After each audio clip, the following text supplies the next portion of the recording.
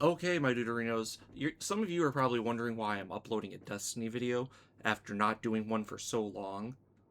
Uh, and I'll get to that in a bit. But first, I wanna welcome you to a new little series that I'm starting called Orbit Talk, which is just me just sitting in orbit. I might like I might like post other stuff like in the or put edit other pictures into the video, to put it simply.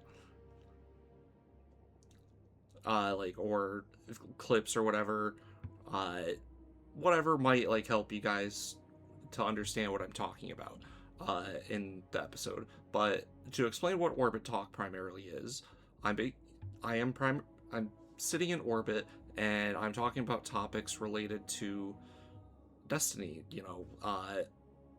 Like issues with the game, lore stuff that might intrigue me. Uh, Stuff like what ifs that I could do that might not actually really matter, but could you imagine type of thing. And you might see me randomly like pause, go through menus just because my hands need something to do while I'm doing this, of course. Uh, but I also don't want to actually play the game because I don't want to get surprised by something and end up getting distracted from the main topic. But nevertheless, welcome to Orbit Talk. The first topic of this episode is actually why I have not been uploading Destiny videos. Now, I want to clarify, I want to point out uh, that a keyword in there is uploading. I've been actually recording Destiny videos. I have actually gotten to a point by the time I'm recording this that the only thing I have left to do for Renegades that I want to record is the dungeon. Because the game as a whole still is fun. There's no denying that, like, at its core, even with all the issues right now, it's fun to like go around, like whether I'm using my lightsaber or like even like though it's not as good as in PvE, I love using Last Word. Uh, and and then some of the abilities I still enjoy. Like I enjoy some the abilities that enable my mobile playstyle, like the grappling hook, ascension. They're actually, I was about to say, and then the dive aspects for hunters, like Trapper's Ambush, I think it's called for Night Stalkers. I don't know why they make you go back to this to be able to wield the regular mono element subclasses, but whatever. It is what it is, right? So anyways, the game at its core is still fun to me. Uh, I am still enjoying it. The only reason that I am not recording videos is because honestly, I don't think I don't want to spend time. I spend a lot of time like shitting on Bungie in those videos that I have done in the past, and like a lot of the times it's deserved. Okay, they mess up a good bit, but it's not always deserved. They do try at times, anyways. It felt like they did more before Edge of Fate. Um, but I don't want to like shit on them too much. So, however, I do want to like occasionally talk about issues with the game or stuff that intrigues me with the game or just whatever possible topic might come up. Uh and to put it simply, or I feel like I've said that a few different times to put it simply. Yeah, and this isn't me like reading off a script or anything. I'm just like spewing out my stream of consciousness and all that shit. Uh, just because I want it to be as real as possible. I don't want it to be edited. But there are issues with the game that I have, and I feel like a lot of it's gotten worse over time. Now, Just to give an example right off the top of my head, I feel like they've gone in a direction with game design that overall is just not, well, partly not for me, partly actually bad for the game. Um, and one example actually comes from the weapon I'm looking at, the praxic, or is related to the weapon I'm looking at, I should say. Oh, I just realized that actually is pretty cool. That you can press the button to make it. I hate that you can't preview the crystals. That sucks. But the Praxic Blade, while it is a fun weapon to use, and I like using it with a solar super because it makes it feel like what I feel like a Praxic Blade, Blade should feel like. A weapon that scorches enemies and eventually ignites them.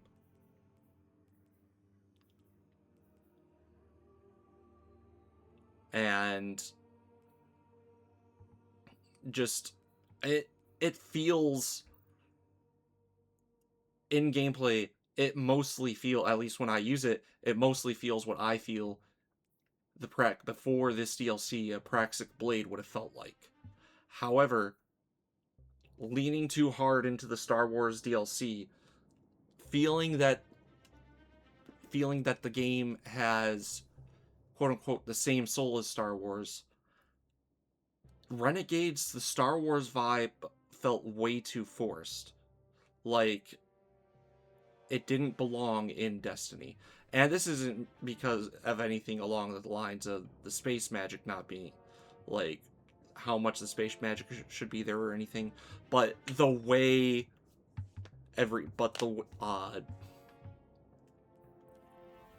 like, the way a lot of the scenes were designed, the the Praxic Blade basically being turned into a lightsaber, when honestly it probably was just a Dawnblade sword beforehand. Considering that there was a lot of stuff about the Praxic Flame as well. It was more about solar light from my understanding. So the Praxic Blade being a kinetic weapon that quote unquote is about cutting a line between the light and dark or whatever, when in reality it should be a weapon of the light. Closer to what Ergo Sum is, although Ergo Sum is like, but has a little bit of darkness because of the transcendence bit of it. So honestly, it's, and then also, and then the way they were like, I don't know, Dredge and Bale felt like a straight ripoff of Kylo Ren on some level.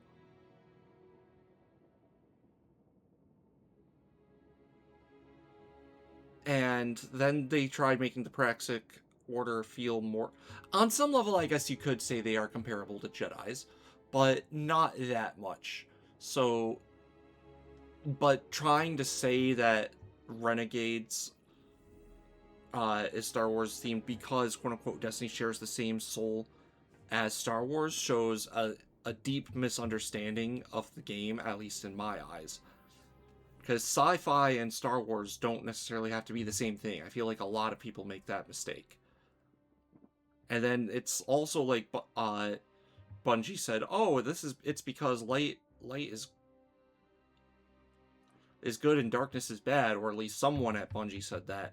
But that's not even what Destiny is supposed to be about either.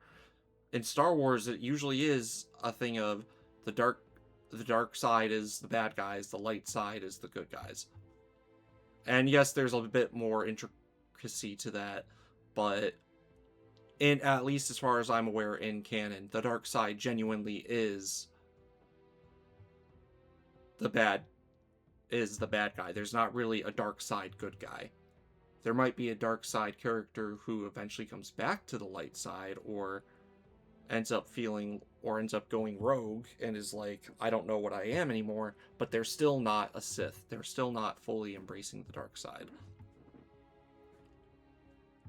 Meanwhile, our characters are fully embracing darkness and using it for good, and in some cases more good than some of those who have used light without any darkness involved. So, and so what these forces mean, at least to, like, and then, but Renegades, they did try to kind of make it feel a little bit like darkness was the bad guy. Just a tiny bit. Or not the bad guy, sorry, but the force the bad guys use. When it was way more complicated than that. So yeah, the Star Wars vibes were way too forced. Not way too forced, I'm probably exaggerating a little bit, but it was definitely forced onto it. And like I said, it shows a misunderstanding of what Destiny is. Another thing is, another issue I have with Destiny is just some of the stuff they do. It feels like they've been trying way too hard to drive up engagement for all the wrong reasons. Well, at least with Edge of Fate they were. I mean, with the way the power chase was, the original plan to straight up like reset power level with Renegades.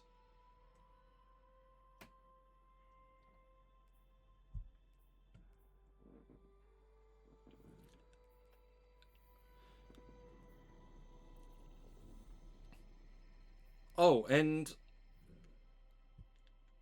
well, actually no, let me stay on that point. Because I do want to talk about another issue I have.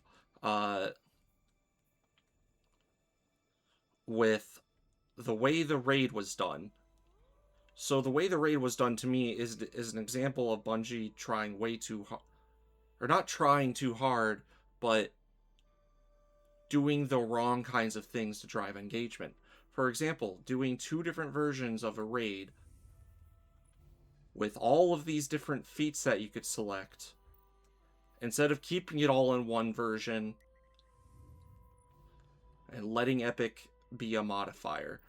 The whole feat system is rather divisive, and it honestly just needs to be wiped out.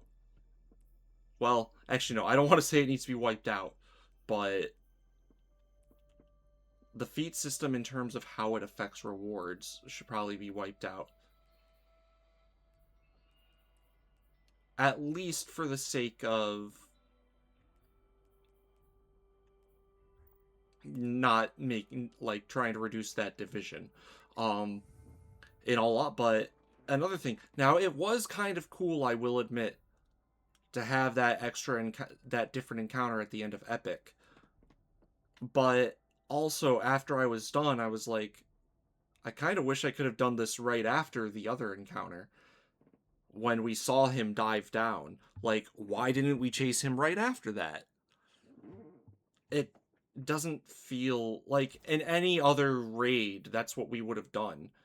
It feels like some of the same things they do with seasons, where they artificially extend, where they make us redo some of the same missions and maybe change up like one or two of the encounters.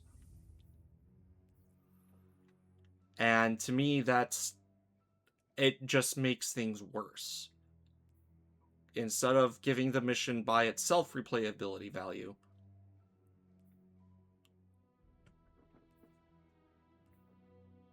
they make it so you have to do a different version of the same mission. And I'd rather not be doing different versions of the same mission. It's just not fun for me. But they're also inflating the amount of gear that you need, or for you to collect too. For example, instead of just keeping one armor set for the raid, they did two armor sets. One for the epic, one for the normal version. I really don't think that was necessary at all. And to be honest, I've only done these raids the amount of times required for the quests, purely because I just did not want to deal with I did not want to deal with these raids any longer because trying to get people for them that are at least decent is just, from my understanding. Well, I haven't even tried after the quest, but trying to get people who like are, one, skilled enough, and two, patient enough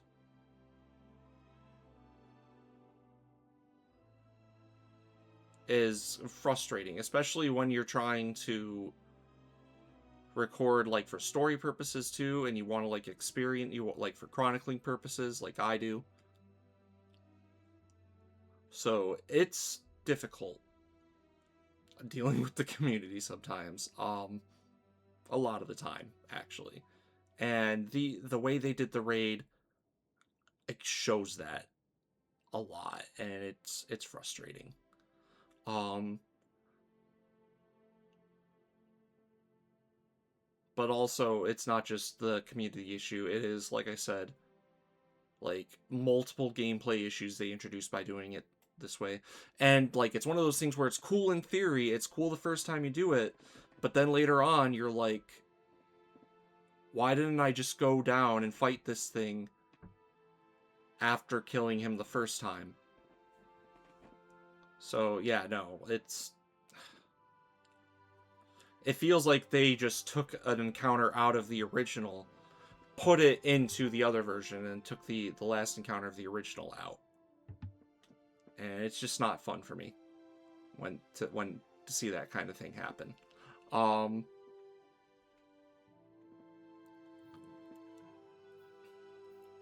but also another thing is I don't like the way they're pricing their stuff either, cuz like Renegades and Edge of Fate are both priced as $40 expansions.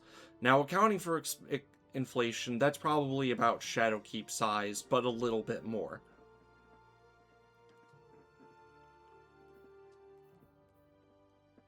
Now, Edge of Fate came with the Legendary Campaign, the the singular raid that was split up into two raids for some dumb reason, Sieve, which for some reason is a time-locked activity, and then all the stuff you can do around patrol, and abilities you can only use in that patrol zone. It just kind of sucks. um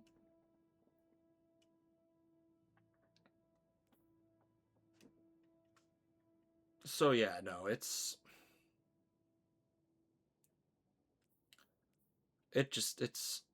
frustrating. The world, so, but there's like no, oh yeah, there's also no strikes or anything with this. Sure, they put out the solo ops, but that was free anyways. We would kind of like a new strike too, because honestly I enjoy strikes like every now and then. I think that they're not like complex, but sometimes they're not. I like this a lot of strikes that aren't just, because a lot of story missions the gameplay feels like, except for some story missions, a lot of the times the gameplay feels a bit dumbed down. Like it's just shooting a very small amount of enemies, and then occasionally, well, actually, you know what? I can't speak. You know what? This doesn't apply to every campaign, especially a lot of the more recent ones. So I take that back. But I do like strikes though. There's something about them that they're kind of like an extended and more expanded story mission, like, and a side quest too sometimes. Well, I say side quest, but side quest isn't, the description doesn't apply to all of them. Um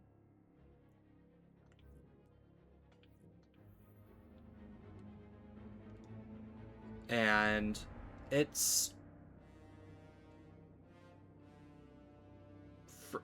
I don't know. It feels like we got very little for what we paid, or not very little, just a small amount overall for what we paid. Like if we compare it to, like I said, comparing it to Shadowkeep, which was be like, I feel like adjusting for inflation, a similarly priced expansion, although I think Shadowkeep would cost not as much as Renegades would now, because I think it would be like a 20% increase. 20% of 30 is 6. If we were, or would it be a 20? No, it'd be a 25% increase. Sorry, 750. So 3750. And but it's a 20% so 25% increase, 20% decrease, because reversing the ratios or whatever. I'm not here to explain economic math shit here. Point is, if we adjusted the price of Renegades for back then, it'd be a couple dollars more than Shadowkeep. So compare it to Shadowkeep. In Shadowkeep, we got a raid, a dungeon, a patrol zone. At the time, 2 strikes. They sunset one of them for some dumb reason.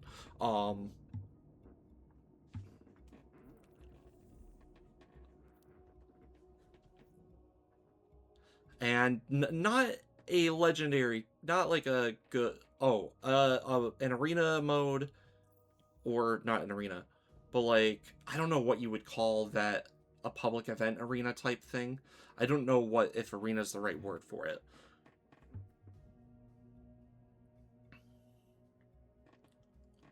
Because arena, it refers to kind of like the six man modes that aren't really complex enough to be considered raids or long enough to be considered raids. But you know what? Wait a minute. I have an idea.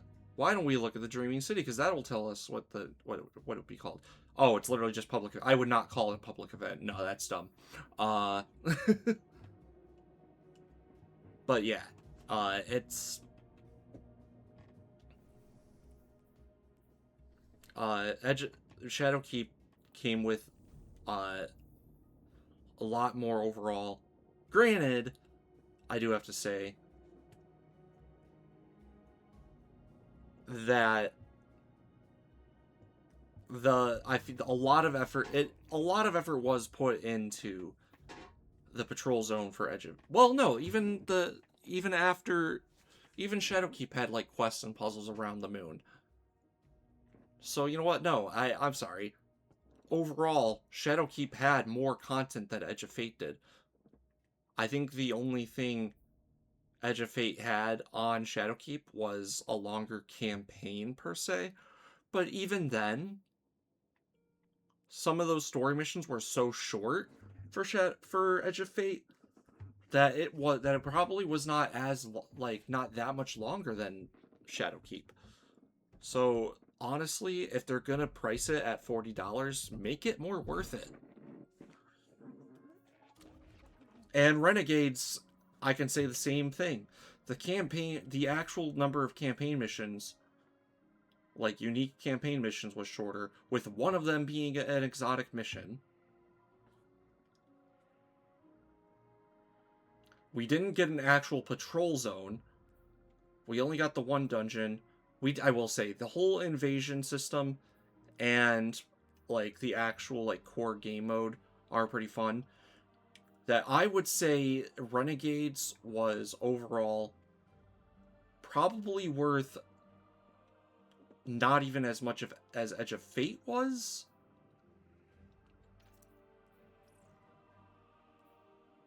At least not in total. But probably close, but not that far from it. Because they probably did take some complex, a bit more work to make this game mode, which is understandable.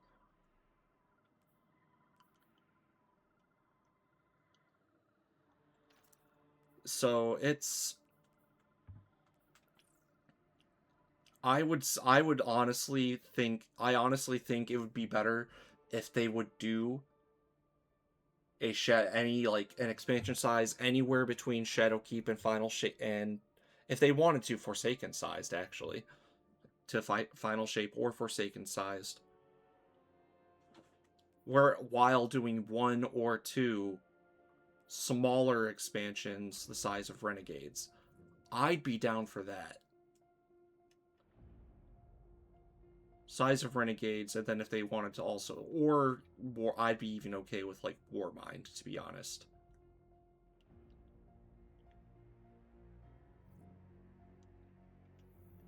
So that's what I think they should have done.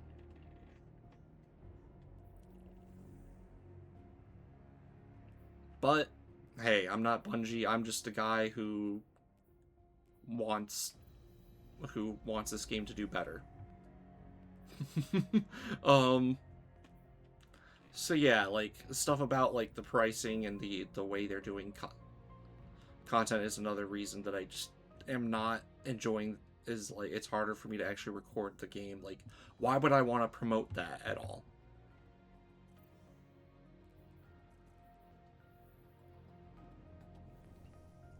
It's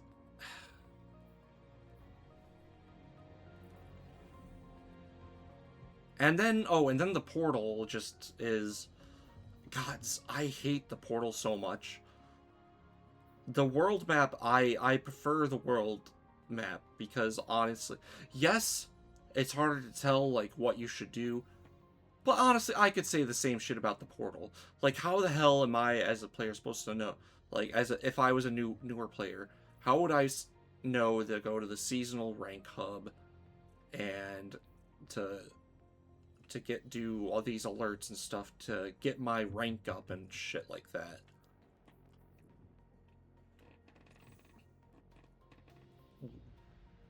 And honestly,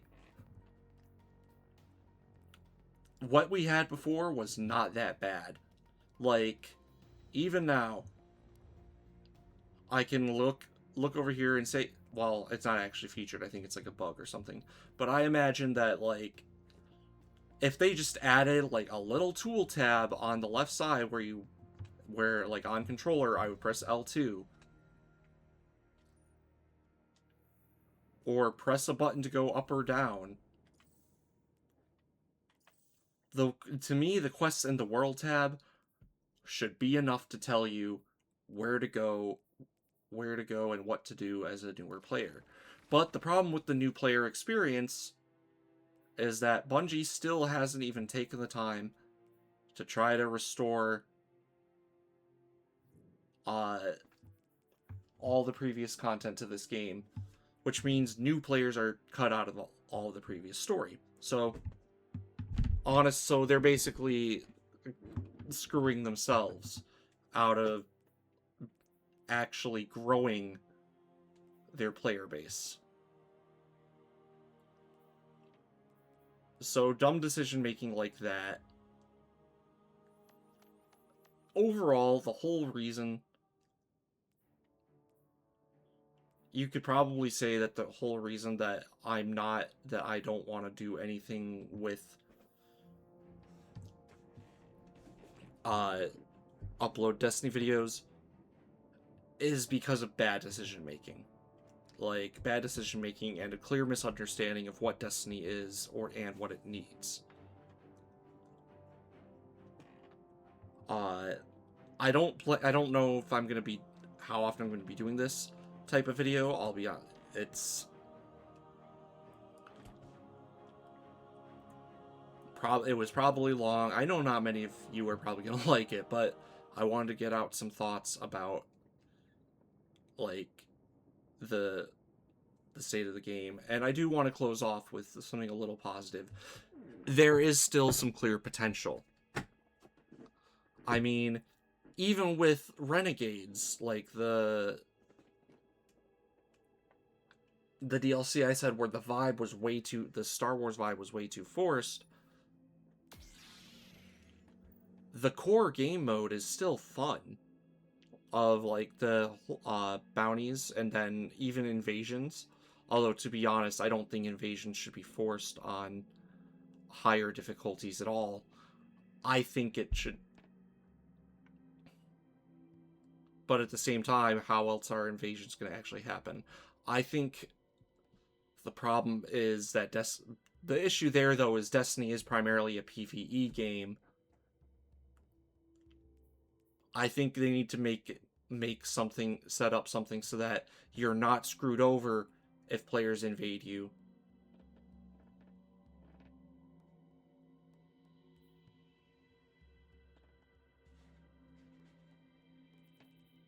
but well, not as, but it is possible. Well, no, you're not screwed over if completely screwed over if players invade you, but you're also not. Well, that's the thing. You're never completely screwed over. You get the extra revive, so it's not. But the problem, but they need to just add more to the timer, and then it'd be perfect, in my opinion. If they are gonna like have it automatically turned on higher levels. Um,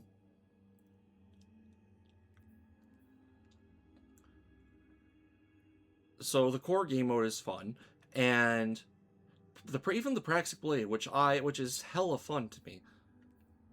I feel like it could use or I feel like it's, while the vibe does not fit the game, it is fun, and I hope that it's not just gonna be completely nerfed after this season, because the vibe of like I love the vibe of the sword, because it's a very quick kind of like very quick movement style kind of sword with the way you can set it up. Or rather, sorry, the way I should probably reword that. Because I forget that you can change. There's different ways you can change it to fit your playstyle, which I think is amazing. Like, I have mine set up to fit my more mobile playstyle by making it so it can grant me amplified. Um, it it just gives me the uh, elemental effect from melee attacks.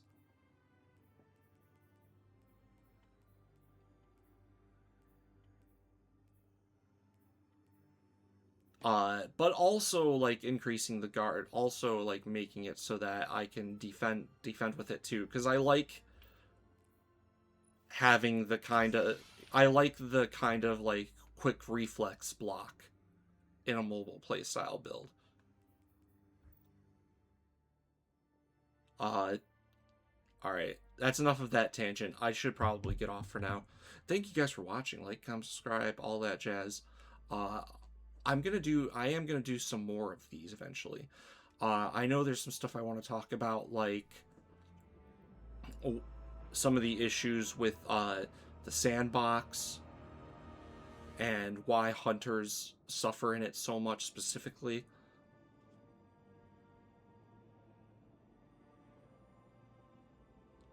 The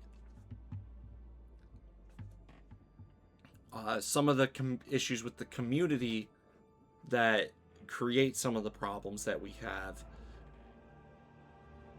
and probably more shit. I don't want to like try too hard to think about the ideas right now. I gotta go. Bye.